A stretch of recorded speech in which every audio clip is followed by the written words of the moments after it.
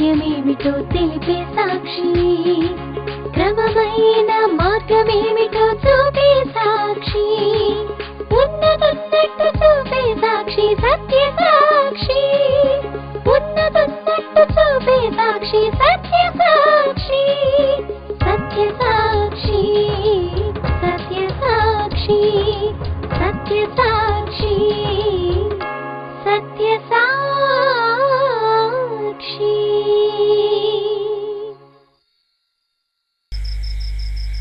శరీరములో ఉన్న రకరకాల అవయవాలు వాటి వాటి బాధ్యతను సక్రమంగా నిర్వర్తించకపోతే శరీరము క్షేమాభివృద్ధి జరగదు.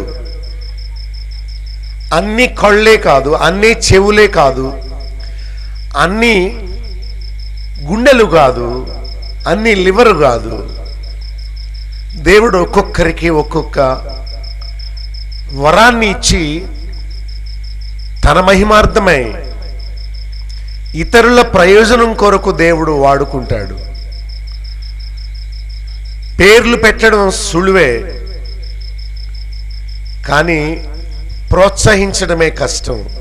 కొందరు సేవకులు విశ్వాసులను పైకి రానివ్వకుండా వాళ్లకు దేవుడు వాక్యం చెప్పగలిగే పొటెన్షియల్ ఇచ్చినా కూడా విశ్వాసులను అణగదొరుకుతారు. ఎందుకంటే నాకంటే అతను చదువుకున్నవాడు, అతనికి వాక్యం చెప్పే అవకాశం ఇస్తే నన్ను డామినేట్ చేస్తాడేమో, నన్ను తొక్కి అతను పైకి వస్తాడేమో అనే ఒక ఆలోచనతో ఇతరులను ప్రోత్సహించరు. సంఘము ప్రభుది, మనది కాదు. దేవుని పనిలో అందరూ కావాలి. పిల్లలు కావాలి, యవనస్తులు కావాలి, స్త్రీలు కావాలి, పురుషులు కావాలి, సేవకులు కావాలి. కొందరేమో ఫుల్ టైం పార్ట్ టైం అంటారు. ఫుల్ టైం లేదు, పార్ట్ టైం లేదు. రక్షింపబడిన ప్రతి వ్యక్తి ఒక సువార్థికుడులా పనిచేయాలి. ప్రభు చెప్పాడు, నీవు వెలిగించబడ్డావు, నీవు దాక్కోవద్దు. కొండ మీద ఉన్న పట్టణము రాత్రి కనిపిస్తుంది, పగలు కనిపిస్తుంది. పగలు అందరూ చూస్తారు, ఎత్తులో ఉంటుంది. రాత్రి దీపాలు ఉంటాయి గనక బాగా కనిపిస్తుంది, మరుగై ఉండనేరదు. దేవుని నమ్మిన వారందరూ లోకానికి వెలుగ్గా ఉండాలనేది ప్రభు యొక్క ఉద్దేశం. బైబిల్ బాగా చదివితే ఇంకా ఎక్కువ మనం జ్ఞానాన్ని పొందగలుగుతాం. ఉదాహరణకి కొన్ని విషయాలు మీకు చెబుతాను. క్రీస్తు నేడు లేచెను అని బైబిల్లో ఎక్కడా లేదు. యేసు ప్రభు తిరిగి లేచాడని కూడా లేదు. ఆ ప్రభు లేపబడ్డాడు అని ఉంది. లేపబడుట వేరు, లేచుట వేరు. పైనున్న తండ్రి అయిన దేవుడు మానవులైన మన రక్షణ కొరకు తన కుమారుణ్ణి ఈ లోకానికి పంపాడు. దేవుడు మానవుడుగా దిగి వచ్చాడని లేదు, గాని దేవుడు తన కుమారుణ్ణి పంపాడని మాత్రం ఉన్నది. అపోస్తలులు ఎవరు యేసు ప్రభుని స్తుతించలేదు, యేసు ప్రభుకి ప్రార్థన చేయలేదు. రోగులు చేశారు. యేసు ప్రభువే చెప్పాడు, నా నామమున మీరు తండ్రిని అడగండి, మీరు తండ్రిని ఆరాధించండి అని చెప్పాడు. దేవుడు ఎవరో, ఆయన రక్షణ ప్రణాళిక ఎట్టిదో, కుమారుడైన క్రీస్తు ఎవరో, పరిశుద్ధాత్ముడు ఎవరో మనం తెలుసుకోవాలి. యుక్తముగా ప్రార్థన చేయడం నేర్చుకోవాలి. పాస్టర్ల భాష కాదు మనం నేర్చుకునేది, బైబిల్ భాషను మనము నేర్చుకోవాలి. మనకు తోచినట్లు సమస్త పద్ధతులు పెట్టినట్టు కాక బైబిల్ చెప్పినట్టు మనము దేవుణ్ణి అనుసరించాలి. కొంచెం శ్రద్ధ వహిస్తే మనము ఆ సూత్రాన్ని తెలుసుకుంటాం. నేను ఇంతే, మాకిదే అలవాటు అని అనకుండా బైబిల్లో రాయబడిన దాన్ని జాగ్రత్తగా చదివితే మనము సత్యాన్ని తెలుసుకుంటాం. యేసు నాయన అని బైబిల్లో ఎక్కడా లేదు. తండ్రి వేరు, కుమారుడు వేరు. ఇద్దరిని ఒకటిగా మనం చెప్పకూడదు. ఎందుకంటే బైబిల్ అలాంటి భాషను ఉపయోగించలేదు. అపోస్తలులు ఎలా మాట్లాడారో మనం కూడా అలానే మాట్లాడాలి. బైబిల్ ఏం చెబుతుందో మనం కూడా అలాగే అనుసరించాలి. కొంచెం జాగ్రత్తగా ఉంటే మనము క్రమాన్ని నేర్చుకోగలుగుతాము. ఈరోజు మీకు ఒక సందేశాన్ని ఇస్తాను. ప్రకటన గ్రంథం 20వ అధ్యాయము. మనం బైబిల్ పుస్తకాలు చెప్పినప్పుడు అక్కడ ప్రారంభంలో ఏమని రాసి ఉందో ఆ ప్రకారం మనం చెప్పాలి. కొరింథీ రాసిన పత్రిక కాదు, హెబ్రీ రాసిన పత్రిక కాదు, కొరింథీయులకు రాసిన పత్రిక, హెబ్రీలకు రాసిన పత్రిక అని మనం చక్కగా సంబోధిస్తే ప్రజలకు సత్యమైన వాక్యం మనం అందించగలుగుతాం. చదువుతాను చూడండి. 20వ అధ్యాయం 11 నుండి 15 వరకు. మరియు ధవళమైన మహాసింహాసనమును దాని యందు ఆసీనుడై ఉన్న యొక్కని చూచి తిని, భూమి ఆకాశములు ఆయన సముఖము నుండి పారిపోయెను, వాటికి నిలువ చోటు కనబడకపోయెను. మరియు గొప్పవారేమి కొద్దివారేమి మృతులైన వారందరూ ఆ సింహాసనం ఎదుట నిలువబడి ఉండుట చూచి తిని, అప్పుడు గ్రంథములు విప్పబడెను, మరియు జీవ గ్రంథమును వేరొక గ్రంథము విప్పబడెను. ఆ గ్రంథముల యందు వ్రాయబడి ఉన్న వాటిని బట్టి తమ క్రియల చొప్పున మృతులు తీర్పు పొందిరి. సముద్రము పాతాళమును వాటి వశమునున్న మృతులు అప్పగించెను. వారిలో ప్రతివాడు తన క్రియల చొప్పున తీర్పు పొందెను. మరణమును మృతుల లోకమును అగ్నిగుండములో పడవేయబడెను. ఈ అగ్నిగుండము 2వ మరణము.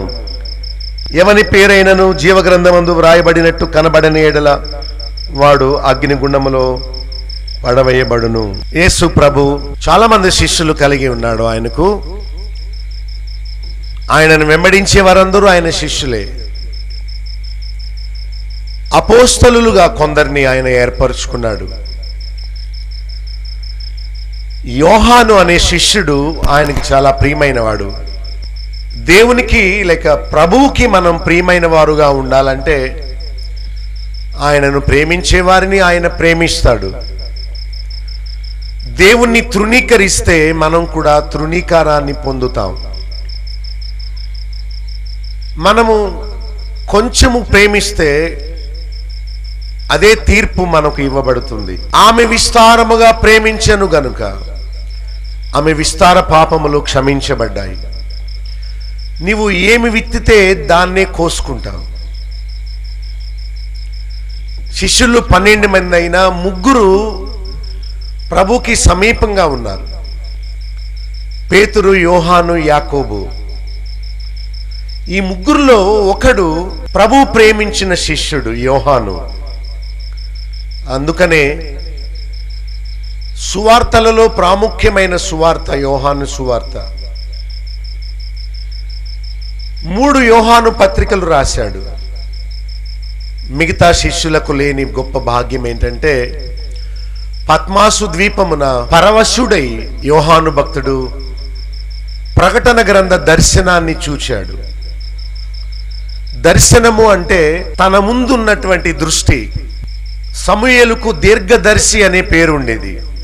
దీర్ఘదర్శి అంటే ఫోర్ నాలెడ్జ్, భవిష్యత్తును చూడగలిగిన జ్ఞానము.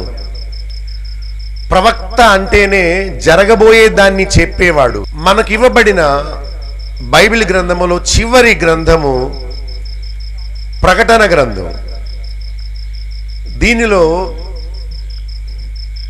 దేవుడు ఎక్కడున్నాడు, ఏం చేస్తున్నాడు, కుమారుడైన క్రీస్తు ఎక్కడికి వెళ్ళాడు, ఏం చేస్తున్నాడు, పరలోకములో జరిగే ఆరాధన ఎలా ఉంటుంది, ఈ విషయాలన్నీ దేవుడు యోహానుకు దర్శనములో చూపించాడు.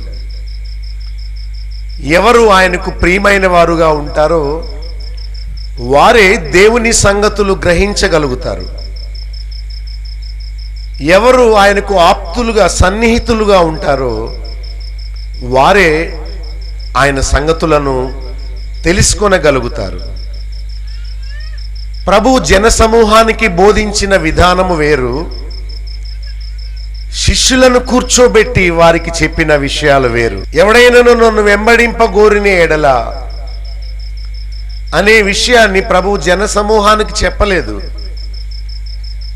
తన శిష్యులకు చెప్పాడు. కొందరిని ఒక చోట, మరికొందరిని ఒక చోట, మరికొందరిని ఒక చోట పెడితే చంద్రుని చుట్టూ దగ్గర దగ్గర కొన్ని నక్షత్రాలు ఉంటాయి, దూరముగా కొన్ని నక్షత్రాలు ఉన్నట్టు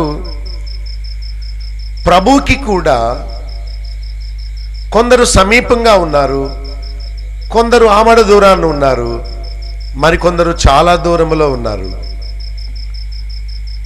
యోహాను ప్రభు ప్రేమించిన శిష్యుడు అంటే కొందరికి అనుమానం కలగొచ్చు. అంటే ఆయన పక్షపాతియా? కొందరిని బాగా ప్రేమించి మరికొందరిని తక్కువగా ప్రేమిస్తాడా అని? లేదు, దేవుడు పక్షపాతి కాడు. మరి ఎవరు ఆయనను పూర్ణ హృదయంతో ప్రేమిస్తారో వారిని కూడా ఆయన ప్రేమిస్తాడు. ఈ 20వ అధ్యాయంలో పరమునకు ఆరోహణుడైన యేసుక్రీస్తు ఏం చేస్తున్నాడు అనేది చక్కగా ఆయన చూచి వ్రాస్తున్నాడు. ఒక ఆయన నన్ను ఏమని ప్రశ్న వేశాడంటే, మీ క్రైస్తవులకు దేవుళ్ళు ఎంతమంది అని అడిగాడు. వెంటనే నేను చెప్పాను, దేవుడు ఒక్కడే. ఆయన రెండవ ప్రశ్న వేశాడు, దేవుడు ఒక్కడే అయితే పరలోకమందు యేసు ప్రభు వెళ్ళి తండ్రి కుడిపార్శాన కూర్చున్నాడు అంటే దేవుడు పక్కన దేవుడు కూర్చున్నాడా అని అడిగాడు. నేను అన్నాను, దేవుడు ఒక్కడే, ఆయన తండ్రి, ప్రభువు ఒక్కడే, ఆయన యేసుక్రీస్తు అని చెప్పాను.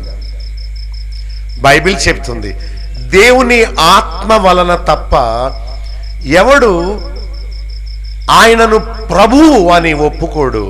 యేసుక్రీస్తు గురించి వ్రాయబడినప్పుడల్లా ప్రభువు ప్రభువు ప్రభువు అని రాయబడి ఉంది. మనకు దేవుడొక్కడే, ఆయన అందరికీ తండ్రి, మనకి ప్రభు ఒక్కడే, ఆయన యేసుక్రీస్తు అని బైబిల్ చెప్తుంది. మన తెలుగు భాషలోనే ఈజీ లాంగ్వేజ్లో అర్థం చేసుకోగలిగిన భాషలోనే వ్రాయబడి ఉంది. మనము చదువుతాం కానీ గ్రహించం. ప్రార్థన బాగానే ప్రారంభిస్తాం, మధ్యలోనే ఇటు అటు వెళ్ళిపోద్ది, లాస్ట్లో మాత్రం యేసు నామమున తండ్రి అంటాం. బానే ఉంది. నోటికి ఇష్టం వచ్చినట్లు మాట్లాడేస్తాం. దేవానికి వందనాలని చెప్పొద్దు అని చెప్తున్నాను నేను, కానీ అలవాటు అయిపోయింది మనకి. వందనాలు అనే మాట కొంచెం విలువ తక్కువ మాట, అది దేవునికి వద్దు, మన తోటి వారికి చెప్పుకుందాం. దేవునికి మాత్రం స్తుతులు స్తోత్రాలు మాత్రమే చెల్లిద్దాం. ఎందుకంటే బైబిల్లో ఎవరు అలా చెప్పలేదు అని చెప్తున్నాను. గతంలో నాకు తెలియక నేను కూడా అలాగే చేశాను. ఇప్పుడు జ్ఞానం వచ్చినప్పుడు దేవుడు తన ఆత్మ ద్వారా నాకు గ్రహింపు ఇచ్చినప్పుడు అప్పుడు నేను సరి చేసుకున్నాను. మనందరము నేర్చుకునే వాళ్ళమే, నాతో సహా. మనలో ఎవరు పరిపూర్ణులము కాము. బిడ్డ పుట్టేది ఒక్కసారి, ఒక్క సమయంలోనే, కానీ ఎదుగుదల అనేది నిత్యము జరుగుతుంది చనిపోయే వరకు. నేర్చుకోవడానికి ఆశపడాలి, వ్యతిరేకించడానికి కాదు. తప్పు బోధలను వ్యతిరేకించాలి, బైబిల్లో లేని వాటిని మనం ఖండించాలి, బైబిల్లో ఉన్న వాటిని మనం అనుసరించాలి. అహంకార మనస్సు ఏంటి ఇతను ఎలా చెప్తాడు అనిపిస్తుంది. దీన మనస్సు అవును బైబిల్లో ఉన్నదే కదా తను చెప్తున్నాడు, మనము ఆ పద్ధతులు వదిలేసి అనుసరిద్దాం, దీనిలో తప్పేముంది. తండ్రికి ప్రార్థన చేయమంటున్నారు, యేసుక్రీస్తు నామములో చేయమంటున్నారు. యేసు ప్రభువే చెప్పాడు, తండ్రి అయిన దేవునికి యేసుక్రీస్తు నామములో కృతజ్ఞతాస్తుతులు చెల్లిస్తున్నామని పౌలు, యోహాను, యాకోబు, పేతురు వీళ్ళందరూ అదే చెప్పారు. మరి రోగులు చేశారు కదా, వాళ్ళు ఎదురుగా ఉన్న మూలన ప్రభుని చేశారు. ప్రభు కూడా పరలోకమందు ఆయన ఆరాధింపబడుతున్నాడు. సింహాసనాసీనుడై ఉన్న దేవునికిని గొర్రె పిల్లకును ఆయన రక్షణకై స్తోత్రము. అది పరలోకములో జరిగే ఆరాధన. భూలోకములోనికి ఆయన మానవుడిగా దిగి వచ్చాడు. దేవునికి దేహం ఉండదే, దేవుడు అదృశ్యుడు, కనిపించని వాడు. దేవునికి మరణం ఉండదే, దేవునికి పుట్టుక ఉండదే, దేవుడు చనిపోడే, దేవుడికి ఆకలి వేయదే, దేవుడు చంపబడడే. మరి అవన్నీ యేసుక్రీస్తులో ఎందుకు జరిగినాయి? దేవుడు ఒక్కడే, దేవునికిని మానవునికిని మధ్యవర్తియు ఒక్కడే. ఆయన క్రీస్తు యేసు అను నరుడు. తండ్రి అయిన దేవుని సంకల్పము మానవుల్ని నా దగ్గరికి చేర్చుకోవాలి. ఏం చేయాలి అని ఆలోచించి ఒక ఐడియా వేశాడు. పైనున్న సూర్యుడు భూమికి వెలుగు పంపాడు, కానీ సూర్యుడు దిగి రాలేదు. అలాగే తండ్రి అయిన దేవుడు తన కుమారుడనే పేరుతో ఒక వ్యక్తిని దూతగా ఈ లోకానికి, రక్షకుడుగా ఈ లోకానికి పంపాడు. ఆయన తప్ప మానవాళికి దిక్కెవరు లేరు. అందుకనే ప్రభు చెప్పాడు, నేనే మార్గమును సత్యమును జీవమును, నా ద్వారా తప్ప ఎవడు తండ్రి యొద్దకు రాలేడు. ఓ అమ్మా, నీ దేవుడు నా దేవుడు అయిన ఆయన దగ్గరికి నేను ఎక్కి వెళ్ళాలి. ఆయన నాకంటే గొప్పవాడు. అందుకనే ఆయన చెప్పిన చిత్తాన్ని నెరవేర్చడానికి వచ్చాను, కానీ నాకు తోచినది నేను చేయడానికి రాలేదు. I have come here for a mission, for a purpose. ఒక ఉద్దేశము కొరకు నేను పంపబడి తిని. తండ్రి అయిన దేవుడు కుమారుడైన క్రీస్తును మరణము నుండి లేపాడు. ఎవరో ఆయనను లేపారు. కుమారుణ్ణి లేపిన దేవుడు నిన్ను నన్ను కూడా లేపుతాడు. ఎప్పుడంటే కుమారుని యందు విశ్వాసం ఉంచితే. బైబిల్ భాషను చక్కగా మనం నేర్చుకోవాలి. దేవుని ఆత్మ సహాయముతో తప్ప ఎవరు దేవుని మార్గాలు గ్రహించలేరు. ఒక వ్యక్తి బాగా చదువుకొని ఉండొచ్చు, అతనికి అర్థం కాదు బైబిల్. ఒక వ్యక్తి ఏమీ చదువుకోకపోవచ్చు, కానీ దేవుణ్ణి ప్రేమిస్తే దేవుడు తన ఆత్మ ద్వారా తన మార్గాలు అతనికి తెలియపరుస్తాడు. గుడ్డిగా ఉండొద్దు, అయోమయంగా ఉండొద్దు, అమాయకంగా ఉండొద్దు, మనుషుల పద్ధతులను అనుసరించొద్దు, మనుషులు నేర్పిన వాటిని చేయొద్దు. అపోస్తలులు వేసిన పునాది మీద మనము కట్టబడాలి. పాత నిబంధన విశ్వాసులు ధర్మశాస్త్ర సంబంధ మూలముగా నీతిమంతులుగా తీర్చబడ్డారు. మనము అలా కాదు.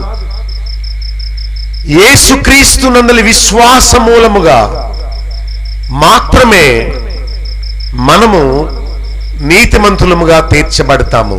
అదే బైబిల్ యొక్క సారము. యేసు ప్రభు వచ్చినప్పుడు ఆయనను నమ్ముకొని ఆయన రక్తములో వారి పాపములు కడగబడిన వారు మాత్రమే మొదటి పునరుత్థానములో లేపబడతారు. పాత నిబంధనలో దేవుడు వ్యక్తులను ఎలా రక్షించుకున్నాడు, క్రొత్త నిబంధనలో ప్రస్తుత కాలము. అందుకనే ఇప్పుడు క్రీస్తు నందు ఉన్న వారికి ఏ శిక్ష. ఇప్పుడు అనే మాట కొటేషన్స్. ఇప్పుడు ప్రస్తుతము యేసుక్రీస్తే మానవాళికి దిక్కు, వేరే మార్గం లేదు. యేసు ప్రభు చెప్పాడు, గొర్రెలకు జీవము కలుగుటకు నేను వచ్చాను. నాకు ముందు వచ్చిన వారు దొంగలు, దోచుకునేవారు. అంటే యేసు ప్రభుకి ముందు చాలా మంది వచ్చారు, వాళ్ళందరూ దొంగలని ప్రభు చెప్పాడు. చాలా మంది అంటారు, ప్రభు ఈ మధ్య కదా వచ్చింది 2000 సంవత్సరాల క్రితం. అవును, క్రీస్తునందుండి మృతి నొంది వారు ధన్యులు, ప్రభువునందు ఉండి మృతులు ధన్యులు. చూచి నమ్మిన వారి కంటే చూడక నమ్మిన వారు ధన్యులు. యేసుక్రీస్తునందలి విశ్వాసము ద్వారా రక్షింపబడిన వారు, ఇదిగో 2000 సంవత్సరాల నుండి రక్షింపబడిన వారు మాత్రమే. వారే విశ్రాంతి పొందే స్థలములో ఉన్నారు. వారు మాత్రమే ప్రభు వచ్చినప్పుడు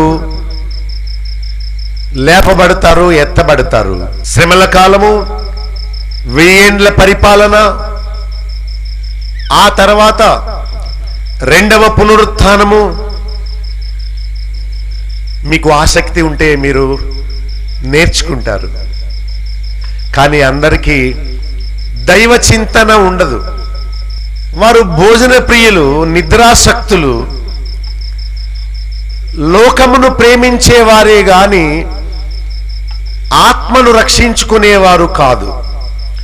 ఎవరైనా భోంచేసేటప్పుడు నిద్రపోతారా? అమ్మో, చాలా ఆశగా ఉంటారు.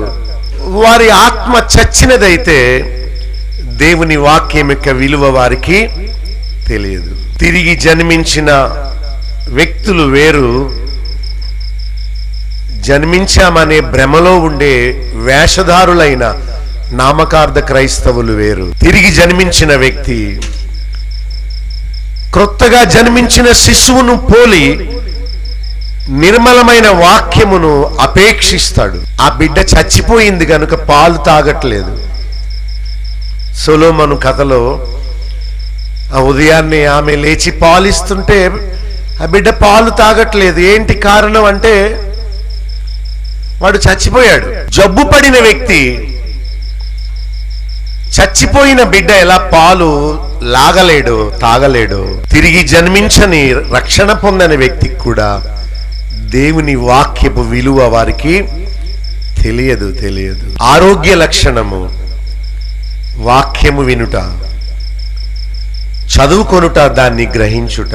దేవుని సన్నిధిలో ఉన్న ప్రతి క్షణము, ఆనాడు యోహాను భక్తుడు పద్మాసు ద్వీపములో పరవాసిగా, పరవశుడై ఆత్మచేత దర్శనాన్ని పొందినట్లు దేవుని సన్నిధిలోకి వచ్చిన ప్రతి క్షణము దేవుని ఆత్మావేశము చేత పరవశులమై మనము దేవుని సంగతులు చూడాలి, గ్రహించాలి. పశుప్రాయులు వాటిని గ్రహించలేరు. బహు కొద్ది మందే దేవుని ఏర్పాటును ఎరిగిన వారు. ఎంతమంది అంటే 100 మంది క్రైస్తవులని చెప్పుకునే వారిలో 2 లేక 3 అనుకుంటాను. మిగతా వాళ్ళంతా పొట్టే, నామకార్థులే, ప్రభువా ప్రభువా అని పిలిచేవారే, దేవుని రక్షణ సంకల్పమును ఎరుగని వారు. నేను మరొక సహోదరుడు అనుకున్నాం, ఏమనంటే ఎందుకండి పాస్టర్లు ఇలా చెబుతున్నారు అంటే, నేను అన్నాను, వాళ్ళు రక్షణ పొందలేదు. వారికి సువార్త అంటే ఏంటో అర్థం కాలేదు. దేవుని ఏర్పాటు ఏంటో తెలియలేదు. తండ్రి ఎవరో ఏం చేశాడు, కుమారుడు ఎవరో ఏం చేశాడు, పరిశుద్ధాత్ముడు ఎవరో ఏం చేస్తున్నాడు. They just don't know.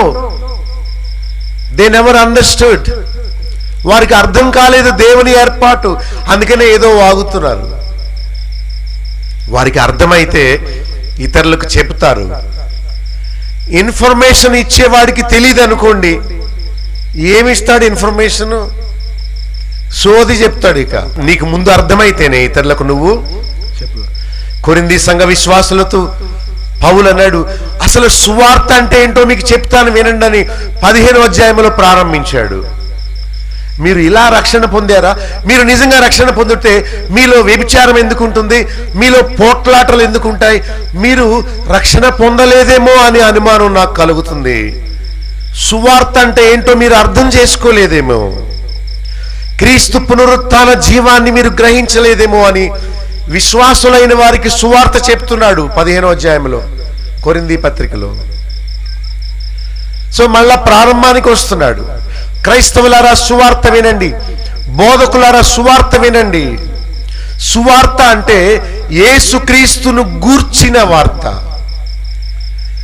యేసుక్రీస్తును తండ్రి ఈ లోకానికి పంపాడు.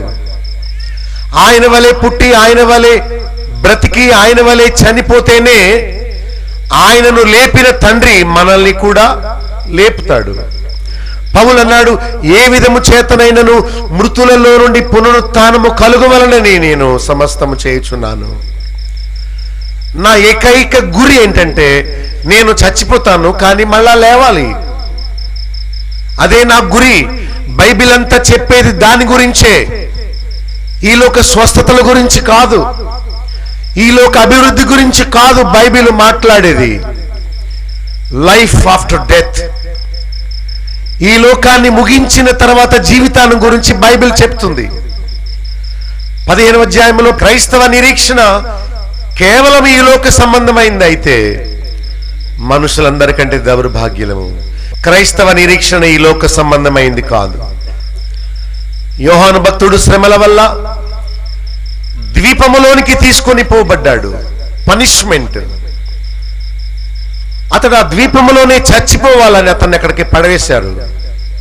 ఒంటరిగా ఉన్నాడు. దేవదర్శనాన్ని పొందాడు. అందుకే దేవుడు పరలోకములో ఏం జరుగుతుందో చూపించాడు. నీవు ఒంటరిగా ఉంటేనే, నీవు ఏకాంతంగా ఉంటేనే దేవుడు నీతో మాట్లాడతాడు. తను చూచింది ఏంటంటే ధవళ సింహాసనము. చూడండి ఏమి రాస్తుందో, ధవళమైన మహాసింహాసనము, దాని యందు ఆసీనుడైన ఒకని చూచి తిని. ధవళ అంటే వైట్, ధవళ వర్ణము అంటే తెల్లని సింహాసనము. యేసు ప్రభువు అక్కడ ఉన్నాడు. దేవుడు యేసుక్రీస్తుకి అధికారం అనుగ్రహించాడు.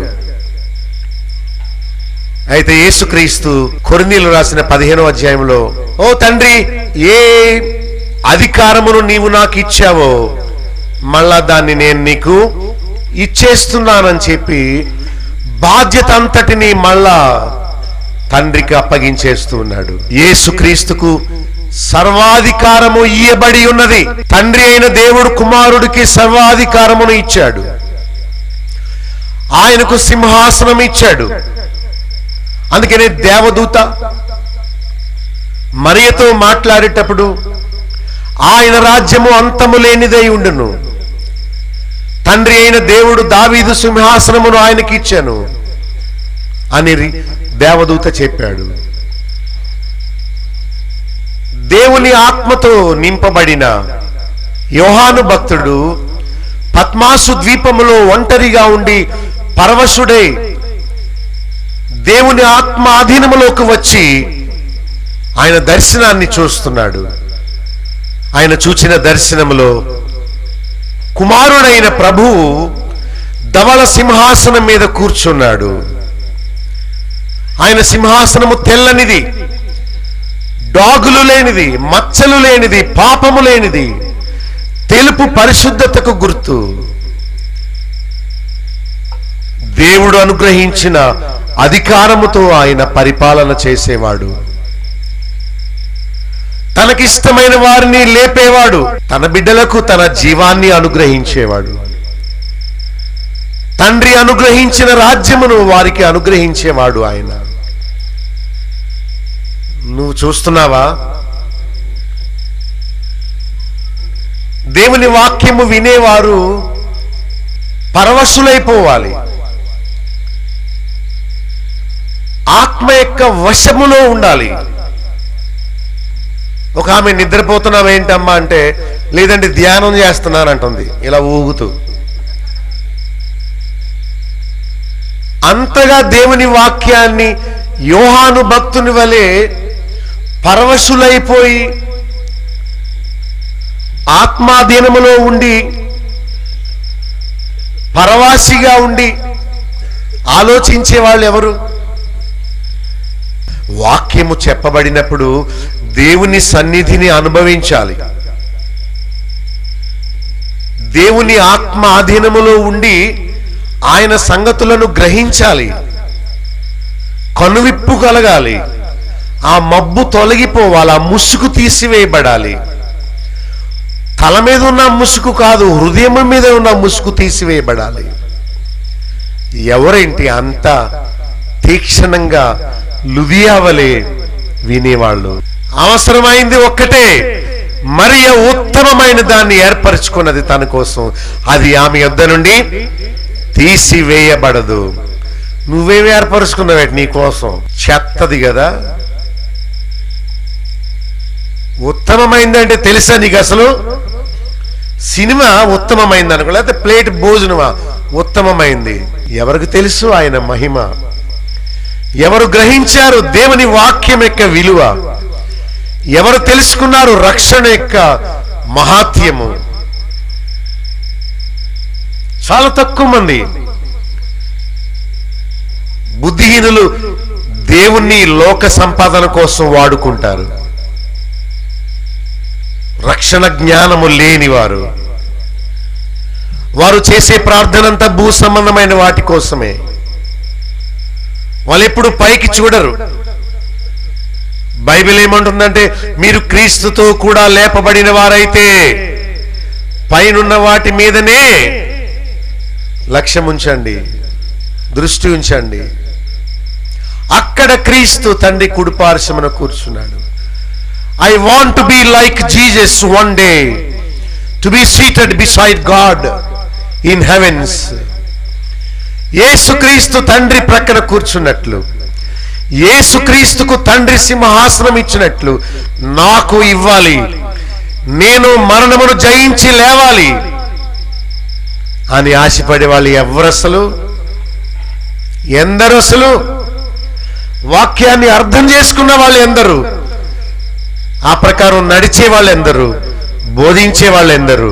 నీవు దేవుని సంగతులు తెలుసుకోవాలంటే నువ్వు ఉన్న చోటునే పరవశుడు అవ్వాలి, ఆత్మవశములోకి రావాలి, దూరదృష్టిని చూడాలి ఈ లోక సంబంధమైన తుచ్చమైన వాటి కోసం. హెబ్రీ 11:13లో వారు వాగ్దాన ఫలము అనుభవింపకపోయినను దూరము నుండి వందనము చేసి పరదేశులమని యాత్రికులమని ఒప్పుకొని విశ్వాసము గలవారై మరణించారు. ఈ లోక ఫలము అనుభవించలేకపోయినా, వాగ్దానములు అనుభవించకపోయినా హింసింపబడి నిరీక్షణ కలిగి చనిపోయారు. నువ్వెలా చచ్చిపోతావు? బైబిల్ నువ్వు అసలు అర్థం చేసుకున్నావా? గ్రహించావా? ధవళ సింహాసనాన్ని చూస్తున్నాడు. యేసుక్రీస్తును ఏదో రోగాలు పోగు చేసేవాడుగా చూడడం లేదు, రక్షకుడుగా చూడడం లేదు. ఆయనను తీర్పు తీర్చే మహాభయంకరుడుగా చూస్తా ఉన్నాడు. యేసుక్రీస్తు మొట్టమొదటిసారి వచ్చినప్పుడు ఆయన రక్షకుడుగా వచ్చాడు. ఇదిగో ఈసారి ఆయన రక్షకుడుగా రావడం లేదు, ఆయన తీర్పు తీర్చే వ్యక్తిగా ఆయన వస్తా ఉన్నాడు. ఆయన ఏదో రోగాలు పోగొట్టేవాడుగా చూడొద్దు, ఆయన ఏదో భోజనం పెట్టేవాడుగా చూడొద్దు, ఆయన పాపానికి శిక్ష విధించేవాడుగా చూడు. యెజెములో మనం చదువుకుంటూ వెళితే ఇవే విషయాలు మనకు కనిపిస్తాయి. యేసు ప్రభువు ఎంత గొప్పవాడో, ఆయన సింహాసనం మీద కూర్చొని ఎలాంటి తీర్పులు తీరుస్తున్నాడో. భూలోకము ఆకాశము ఇదంతా ఆయన నుండి వాటికి చోటు లేక అవి పారిపోయాయి. What a great lord he is! ఎంత గొప్ప ప్రభువో. ఒక చోటకు వెళ్ళగానే యేసు ప్రభుని గొర్రెలు కాసుకునే వాడిగా ఒక ఫోటో తీసి పెట్టారు అక్కడ. నేను అనుకున్నాను, యేసు ప్రభు ఎప్పుడు గొర్రెలు కాయలేదే? ఆయన గొర్రెలు కాపరనే పోలిక ఆయన గురించి చెప్పబడింది, కానీ ఆయన గొర్రెలు కాయలేదు. ఎందుకు అలాంటి చిత్రం గీశావు? యేసు ప్రభు దొంగతో పోల్చబడ్డాడని ఆయనకు మెడలో ఒక కర్చీఫ్ పెట్టి, నల్ల కళ్ళద్దాలు పెట్టి, గళ్ళగళ్ళ చొక్కా వేసి ఆనందం రాసి పెడతావా నువ్వు? అదొక పోలిక. ఆయన గొర్రెలు కాయలేదు. కానీ ఆయన్ని చూచినప్పుడు గొప్పగా చూస్తా ఉన్నాడు. నువ్వేమనుకున్నావు ఆయన గురించి? చేతికి ఇంకా గాయం అయిందా? నీకు గాయం అయితే అలాగే ఉంటుంది, తగ్గిపోదా? ఆయన జోలిసం చేసుకున్నాడు, అడుక్కునేవాడు ఆయన. ఆయన గెడ్డం పెంచాడు, ఎవరు చెప్పారు ఆయన గెడ్డం ఉందని? ఆయన జుట్టు పెంచాడు, ఎవరు చెప్పారు ఆయనకు జుట్టు ఉందని, లాంగ్ హెయిర్ ఉందని? బైబిల్ చెబుతుంది యూదులు పురుషులు తల కత్తిరించుకోవాలి, స్త్రీలకు ఇవ్వబడింది పొడుగాటి జుట్టు. ఆయన ముసుగేశాడా? పురుషులు ముసుగు వేసుకోకూడదు, స్త్రీలు వేసుకోవాలని బైబిల్ చెప్తుంది. ఎవడాడు సినిమా తీసింది? ఎవరది బొమ్మలు గీసింది? మీరెందుకు అలాంటి బొమ్మల్ని అనుసరిస్తారు? ఆయన యేసు ప్రభు కాదే. సిలువలు ఎందుకు గుర్తులు పెట్టుకుంటారు మీరు? సిలువ కాదు, ప్రభు ముఖ్యం. సిలువ మీద చాలా మందిని చంపారు, యేసు ప్రభు ఒక్కడే కాదు. అది ఒక పాపికి విధించే శిక్ష. ఉరికంబం అవ్వచ్చు, అది కొయ్య అవ్వచ్చు. ఎందుకు కొయ్యను పట్టుకుని ఏడుస్తావు నువ్వు? ప్రభుని ఆయన వాక్యాన్ని వదిలేసి ఎవడేమైనా నూనెతో ఇక్కడ సిలువ నిన్ను ఎవడు నేర్పాడు నీకు అలాంటి తప్పు పద్ధతి? వాక్యం తెలుసుకోవాలి, ప్రభువుని తెలుసుకోవాలి. ఆయనను, ఆయన పునరుత్థాన శక్తి యొక్క బలము ఎరుగు నిమిత్తము సమస్తమును పెంటతో సమానముగా ఎంచుకున్నానంటున్నాడు. ఎక్కడికి పోతుంది క్రైస్తవ ప్రపంచం? ఏం చెప్తున్నారు ఈ బోధకులు? ప్రజల్ని వక్ర మార్గంలోనికి నడిపిస్తున్నారు.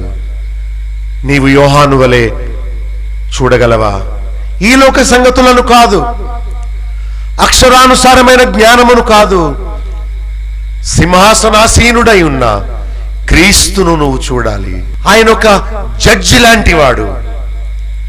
తండ్రి అయిన దేవుడు తీర్పు తీర్చు అధికారమును క్రీస్తుకు అప్పగించాడు. నీ ఆత్మలు, నా ఆత్మ క్రీస్తు అధికారానికి అప్పగించబడ్డాయి. మరి ఈ లోక జడ్జిలకు డబ్బు ఆశ. వారు లంచం తీసుకొని న్యాయాన్ని త్రిప్పివేస్తారు. ఒకవేళ వాళ్ళు న్యాయం చేయాలని అనుకున్నా వారికి అధికారము లేదు. సాక్షులు ఏం చెప్తారో దాన్ని బట్టి తీర్పు ఇవ్వాలి, కానీ వాళ్ళకు తోచినట్టు తీర్పు ఇస్తే వీని ఉద్యోగం పోయిద్ది. ఈ లోక న్యాయాధిపతులు వేరు, క్రీస్తు యేసు అయిన న్యాయాధిపతి వేరు. వారు లంచగొండ్లు, వారు న్యాయాన్ని తిప్పివేసేవారు. న్యాయాధిపతి న్యాయం చేయాలి. ఒకవేళ నేరం చేసిన వ్యక్తిని ఈ లోక న్యాయాధిపతి వదిలేశాడు అనుకోండి, మనం అంటాం ఇతను ఏదో లంచం తీసుకుని విడిచిపెట్టేశాడు అంటాం. మరి దేవుడి విషయం, పాపులందరినీ దేవుడు శిక్షించకుండా విడిచిపెడితే ఆయన అన్యాయస్తుడు అయిపోతాడు. దేవుడు ప్రేమ గలవాడు మాత్రమే కాదు, ఆయన తీర్పరి కూడా. నీ పాపానికి నా పాపానికి శిక్ష విధిస్తేనే ఆయన దేవుడు అవుతాడు. ఆయన పాపిని చూస్తూ ఊరుకుంటే ఆయన దేవుడు కాడు, లంచగొండి. దేవుడు మహిమ గలవాడు, నీతిగల న్యాయాధిపతి. ఆయన లంచగొండి కాడు. ఒకవేళ నీవిచ్చిన కానుక తీసుకొని నేను పరలోక రాజ్యం చేర్చడానికి ఆయన లంచగొండి కాడు. నువ్వు బాగా పాట పాడుతున్నావని, బాగా వాక్యం చెప్తున్నావని దేవుడు నిన్ను అంగీకరించడు సుమి. నీవు ప్రతి ఆదివారం వస్తున్నావని, నీకున్న డబ్బుతో ఒక మంచి మందిరం కట్టి పెట్టావని దేవుడు భ్రమపరచబడడు. నీ పవిత్ర జీవితమే, నీవు పొందిన గొప్ప రక్షణయే నిన్ను ఆయన రాజ్యానికి వారసత్వం కలిగిస్తుంది. కానీ నీ డబ్బు కాదు, నీ పాట కాదు, నీ బోధ కాదు, నీ ధర్మ కార్యాలు కాదు. ఈ లోక న్యాయాధిపతిని కొనొచ్చు. మన న్యాయ విధి ఎంత గొప్పదంటే, ఒక నేరస్తుడు తప్పించుకోకూడదు, ఒక అమాయకుడికి శిక్ష పడకూడదు. దేవుడు కూడా అంతే. పాపులకు శిక్ష విధిస్తేనే ఆయన దేవుడు, పశ్చాత్తాపపడిన పాపికి క్షమాపణ ఇస్తేనే ఆయన ప్రేమగల దేవుడు అవుతాడు. న్యాయాధిపతి అయిన దేవుడు తన కుమారుడైన యేసుక్రీస్తును నీతిగల న్యాయాధిపతిగా సింహాసనం ఇచ్చి నిలబెట్టాడు. నువ్వు నేను ఈ లోకములో ఉన్న వారందరూ ఒకరోజు ఆయన ముందు నిలబడవలసిందే. నీకున్న బంగారం, నీకున్న ఆయుష్, నీకున్న ఆరోగ్యము, నీకున్న సమస్తము దేవుడిచ్చిన బాధ్యతే గాని ఏది నీది కాదు. నీ శరీరమే నీది కాదు. ఆయన పిలిస్తే నువ్వు క్షణంలో వచ్చేయాలి. నీ ప్రియుల్ని ముద్దు పెట్టుకోవడానికి కూడా నీకు టైం ఉండదు. ఎందుకు రెపరెపలాడుతావు? ఎందుకు అతిశయిస్తావు? ఏముందని నీకు? నీతిగల న్యాయాధిపతి పైనుండి చూస్తున్నాడు. ఆయన పాపానికి శిక్ష విధించేవాడు. మనుషుడు పలికిన ప్రతి మాటను బట్టి వాడు ఒకరోజు దేవునికి లెక్క అప్పచెప్పవలసిందే. మా వెనక్కి చూడొద్దని చెప్పాడు. లోతు భార్యను, సొదొమను ప్రేమించింది, ఉప్పు స్తంభం అయిపోయింది. దేవుని వాక్యం అంటే నీకు వేళాకోళమా? నరకంలో పడిపోవడం నీకు ఇష్టమా? దేవుని మాటలను నువ్వు చులకనగా తీసుకుంటావా? ఆయన పాస్టర్ అనుకున్నావా నిన్ను చూచి చూడనట్టు ఊరుకోవడానికి? అయ్యలారా ఈ చోటు విడిచిపెట్టండి, లెండి అని లోతు ద్వారా దేవుడు సువార్తను సొదొమ గుమ్మర్రాకు పంపితే వాళ్ళు ఎగతాళి చేశారట. ఓ పిలాతు, ఆ నీతిమంతుని జోలికి పోవద్దు అని చెప్పింది పిలాతు భార్య. ఆ పిలాతు హేరోదుతో స్నేహం చేసి మనుషుల్ని సంతోషపెట్టే ఉద్దేశంతో ప్రభువుని మరణానికి అప్పగించేశాడు. ఆ పిలాతే రేపు నీతిగల న్యాయాధిపతి అయిన యేసు ప్రభు ముందు దోషిగా నిలబడతాడు. ఎవడు తప్పించుకోలేడు. పిలాతు గవర్నర్ తప్పించుకోలేడు. ఓ పిలాతు, ఆనాడు నీ భార్య నీకు చెప్పింది ఆ నీతిమంతుని జోలికి పోవద్దు అని. నువ్వు వినలేదు. హెచ్చరికను నీవు లక్ష్య పెట్టలేదు. అందుకనే నీకు తీర్పు విధిస్తున్నాను. నరకాగ్ని గుండములో పడవేస్తాడు. నువ్వెక్కడుంటావు? నేనెక్కడుంటాను? దేవుని మహిమ ముందు, దేవుని వెలుగు ముందు మన ప్రతి పాపము బట్టబయలుగా కనిపిస్తుంది. దేవుడు పరిశుద్ధుడు. ఆయన పాపాన్ని ఉపేక్షించేవాడు కాడు. క్షమాపణ అడిగితే తప్పక మనల్ని క్షమిస్తాడు, మనల్ని మారుస్తాడు.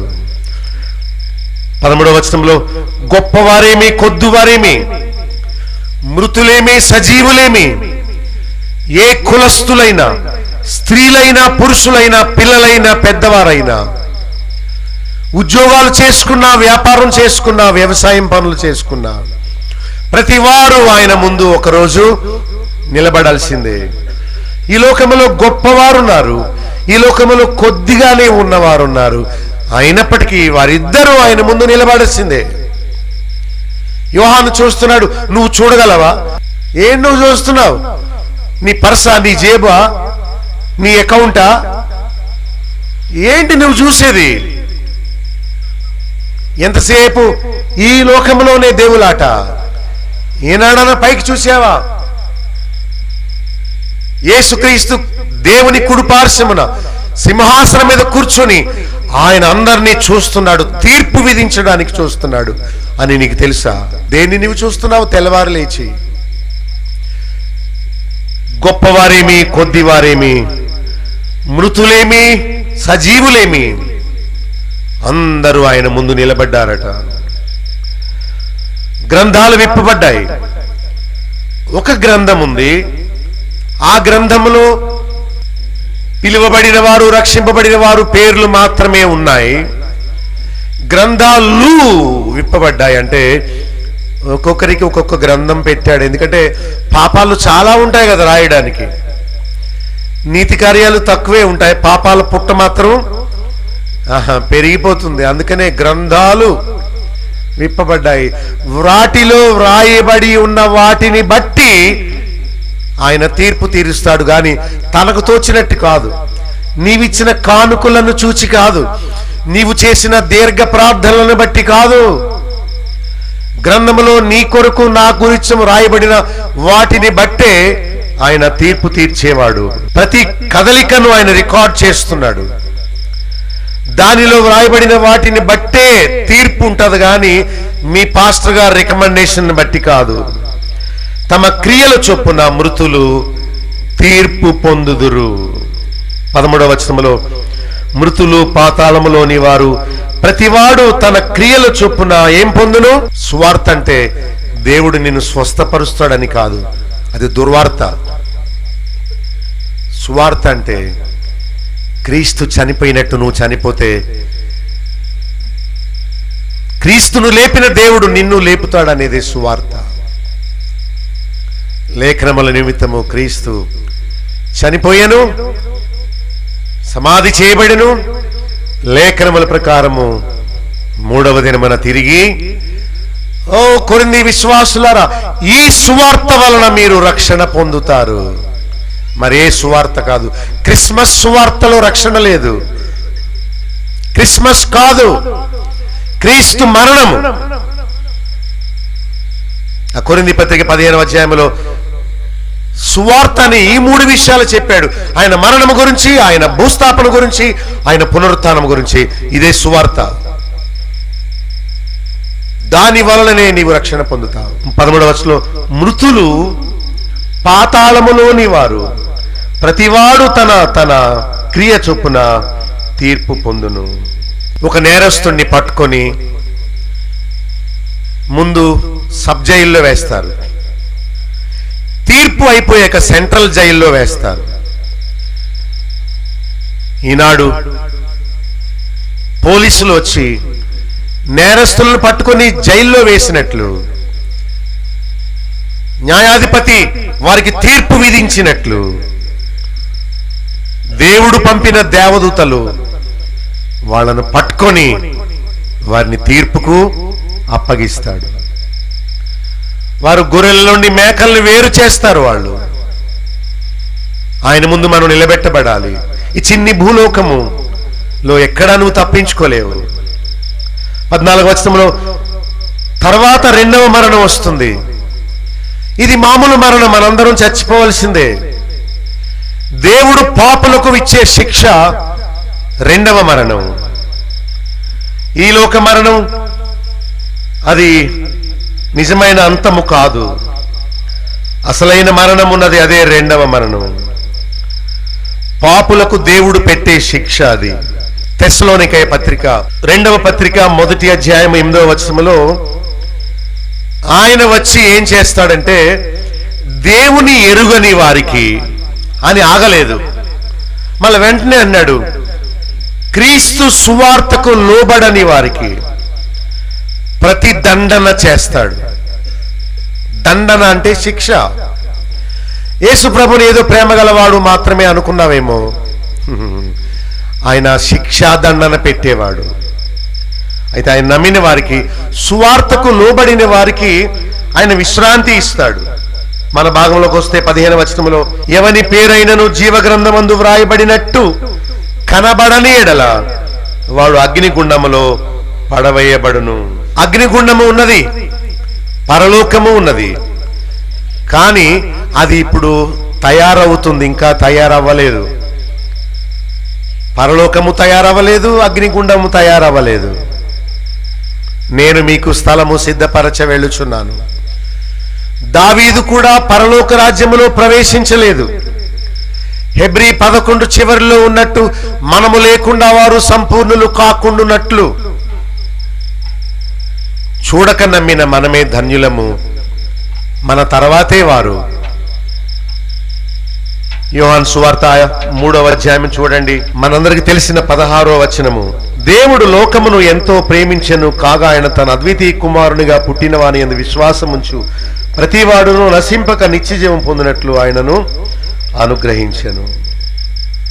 నశించుట అనేది శిక్ష. ఆయన యందు విశ్వాసముంచే వారిని ఆయన నశింప చేయక ఆయన రక్షిస్తాడు. చూడండి 17వ వచనంలో, లోకము తన కుమారుని ద్వారా రక్షణ పొందుటకే గాని లోకమునకు తీర్పు తీర్చుటకు దేవుడు ఆయనను లోకములోనికి మొట్టమొదటిసారి పంపలేదు. అంటే యేసుక్రీస్తు మొట్టమొదటిసారి వచ్చినప్పుడు తీర్పు తీర్చడానికి వచ్చాడా, రక్షించడానికి వచ్చాడా? రక్షించడానికే వచ్చాడు, తీర్పు తీర్చడానికి కాదు. అయితే ఇప్పుడు ఆయన తీర్పు తీర్చేవాడుగా ఉన్నట్టు మనం చూడాలి. ఆ చేతుల్లో గాయాలున్నట్టు కాదు చూడాల్సింది. ఏదో కేథలిక్ వాళ్ళు ఒక పాకేసి దానిలో విగ్రహాన్ని పెడతారే చిన్ని బాలుడు లాగా. యేసు ప్రభు బాలుడు కాదు. నువ్వు ఒకప్పుడు బాలుడివే, ఇప్పుడు పెద్దవాడు అవ్వలేదా? యేసు ప్రభు మరగుజ్జా, ఎప్పుడు అలాగే ఉంటాడా? విగ్రహాన్ని చేసుకోవద్దు, దాన్ని పూజించొద్దు.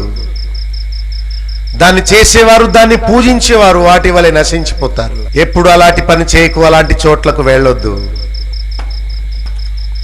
ప్రభు చెప్తున్నాడు 17వ వచనం చూడండి బాగా. లోకము తన కుమారుని ద్వారా రక్షణ పొందుటకే దేవుడు ఆయనను మొట్టమొదట పంపాడు గాని తీర్పు తీర్చుటకు కాదు. కానీ ఇప్పుడు ఆయన తీర్పు తీర్చే తీర్పరి వలె ఆకాశమందు తండ్రి కుడిపార్శ్వమున ధవళ సింహాసనం మీద కూర్చున్నాడని నువ్వు నేను అందరం చూచి భయపడాలి. 18వ వచనం, ఆయన యందు విశ్వాసముంచు వారికి ఏముండదు, తీర్పు తీర్చబడదు. విశ్వాసం ఉంచని వారి కొరకు ఉగ్రుడై ఆయన ఉన్నాడు. విశ్వసింపని వాడు దేవుని అద్వితీయ కుమారుని నామమందు విశ్వాసం ఉంచలేదు గనుక వానికి ఇంతకు మునిపే తీర్పు తీర్చబడెను. అంటే చనిపోక ముందే వానికి తీర్పు తీర్చబడింది. నువ్వు చచ్చిపోయాక ఏం చేయలేవు, నేను చనిపోయాక ఏం చేయలేము. బ్రతికి ఉండగా చేసిందే ప్రయోజనం అవుతుంది. 19వ వచనములో ఆ తీర్పు ఇదే, వెలుగు లోకములోనికి వచ్చెను గాని తమ క్రియలు చెడ్డమైనందున మనుషులు వెలుగును ప్రేమింపక చీకటినే ప్రేమిస్తున్నారు. 5వ అధ్యాయం, ఒక్క పేజీ తిప్పండి. 5వ అధ్యాయంలో చూడండి ఏమని రాస్తుందో. 24వ వచనము నుండి, నా మాటలు విని నన్ను పంపిన వారిని విశ్వాసం ఉంచువాడు ఎవరు? నిత్య జీవము గలవాడు. వాడు తీర్పులోనికి రాక మరణములోంచి జీవములోనికి ఆల్రెడీ దాటిపోయాడు. పాపులైన వారు చనిపోయినప్పుడు వారు తీర్పుకి సిద్ధమైపోయారు. ప్రభునందు విశ్వాసం ఉంచిన వారు ఆ తీర్పులోనికి రారు. యేసుక్రీస్తు తీర్పు తీర్చేవాడుగా నిలబడింది మన కోసం కాదు, ప్రభుని నమ్మి రక్షణ పొందిన వారి కోసం కాదు, రక్షణ పొందని వారి కొరకు, పాపుల కొరకు శిక్షించేవాడుగా ఆయన అక్కడ సిద్ధంగా ఉన్నాడు. ఇంకా చదువుదాం చూడండి, చాలా మంచి మాటలు ఇవన్నీ. 25వ వచనంలో, మృతులు దేవుని కుమారుని శబ్దము విను గడియ వచ్చుచున్నది. మృతులు ఎలా వింటారు? చచ్చినోళ్ళు ఎలా వింటారు? అయితే క్రీస్తునందు మృతులు శబ్దము విను గడియ వస్తుంది, ఇప్పుడే వచ్చి ఉన్నది. దానిని వినువారు ఏమవుతారు? జీవింతురు. 26లో, తండ్రి ఎలాగో తానంతట తానే జీవము గలవాడై ఉన్నాడు, అలాగే కుమారుడు తనంతట తానే జీవము గలవాడు ఉండుటకు కుమారునికి అధికారము అనుగ్రహించెను. తండ్రి అయిన దేవుడు కుమారునికి ఏమిచ్చెను? అధికారము అనుగ్రహించెను. దీనికి ఆశ్చర్యపడకుడి. 28 ఒక కాలము వచ్చుచున్నది, ఆ కాలములో సమాధుల్లో ఉన్న వారందరూ ఆయన శబ్దము విని, బాగా వినండి 29, మేలు చేసిన వారు జీవ పునరుత్థానమునకు, కీడు చేసిన వారు తీర్పు పునరుత్థానమునకు బయటకు వచ్చేదురు. అంటే వెంటనే జరగవు గాని తర్వాత తన వరుసలో వారు బ్రతికింపబడతారు అని బైబిల్ చెప్తుంది. కనుక మనం జ్ఞానం తెచ్చుకోవాలి. దేవుడు మనందరి యజమాని. ఒకరోజు ఆయన తిరిగి వచ్చినప్పుడు లెక్క చూసుకుంటాడు, నిన్ను నన్ను నిలబెడతాడు. మనం ఎక్కడ తప్పించుకోలేము. మనం మాట్లాడిన మాటల కొరకు, మనం నడిచిన నడవడిని బట్టి, మనము చేసిన ప్రవర్తన అంతటిని బట్టి మనము ప్రభు సింహాసనం ముందు నిలబెట్టబడాలి. చూడండి ఒక మంచి వాక్యం, కొరింథీయులకు రాసిన 2వ పత్రిక 5:10లో, ప్రజలు జరిగించిన క్రియలను బట్టి దేహముతో జరిగించిన వాటి ఫలమును ప్రతివాడు పొందునట్లు మనమందరము క్రీస్తు న్యాయపీఠము ఎదుట ఏమవ్వాలి? ప్రత్యక్షము కావలెను.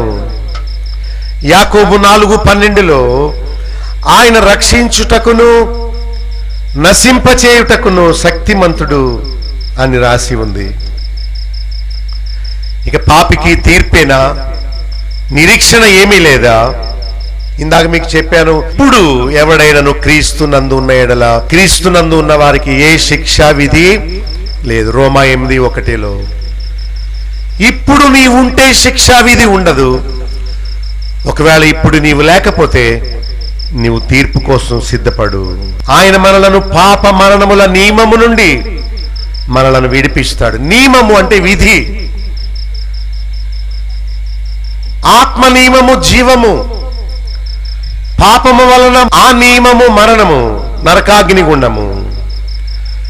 అపొస్తలుల కార్యము 4:12లో మరి ఎవని వలనను రక్షణ కలుగదు, ఈ నామముననే మనం రక్షణ పొందవలెను. రక్షణ పొందే అవకాశాన్ని దేవుడిచ్చాడు. ఈనాడు నీవు పొందకపోతే తీర్పును నువ్వు తప్పించుకోలేవు. ఆలోచించుకో. ఈ రాత్రి పడుకునే ముందు ఒక ప్రెసిడెంట్ గారు ఉరిశిక్ష పడిన ఒక ఖైదీ దగ్గరికి వెళ్ళి, నేను నిన్ను క్షమిస్తున్నాను, నా ఒక్కడికే ఉరిశిక్షను రద్దు చేసి నిన్ను క్షమించగల అధికారం నాకుంది, నువ్వు వెళ్ళిపో, నిన్ను క్షమిస్తున్నాను. నేను ప్రెసిడెంట్ అయిన కొత్తలో నిన్ను మరణము నుంచి జీవంలోనికి దాటింప చేయాలనుకున్నాను, నీకు విడుదల అని ప్రకటించారట. ఆ నేరస్తుడు, ఆ ఖైదీ అన్నాడు, ఓరే బోడి, నువ్వేంట్రా నన్ను క్షమించేది, నేను చచ్చిపోతానంతే, పోరా, నీ క్షమాపణ ఎవరికి కావాలన్నాడట. ప్రెసిడెంట్ గారిని, రాష్ట్రపతిని. వెంటనే అతను కోపం తెచ్చుకొని, వీడిని వెంటనే ఉరి తీయండి అని చెప్పాడు. ఒకవేళ ఈ రాత్రి దేవుడు యేసుక్రీస్తు ద్వారా నీకు అనుగ్రహించే క్షమాపణను నీవు కాదనుకుంటే తీర్పుకు లోనవ్వాల్సి వస్తుంది సుమా. మా చిరునామా Babulok Gandi, chairman, Bethel assembly, Nallajarla. Pin code 534112, పశ్చిమ గోదావరి జిల్లా, ఆంధ్రప్రదేశ్. మా ఫోన్ నంబర్స్ 08818277333. మా సెల్ నెంబర్ 9440111250. మరొక సెల్ నెంబర్ 9000000803. మా ఈమెయిల్ ఐడి satysakshiTV@gmail.com. మా వెబ్సైట్ www.bethelassembly.net.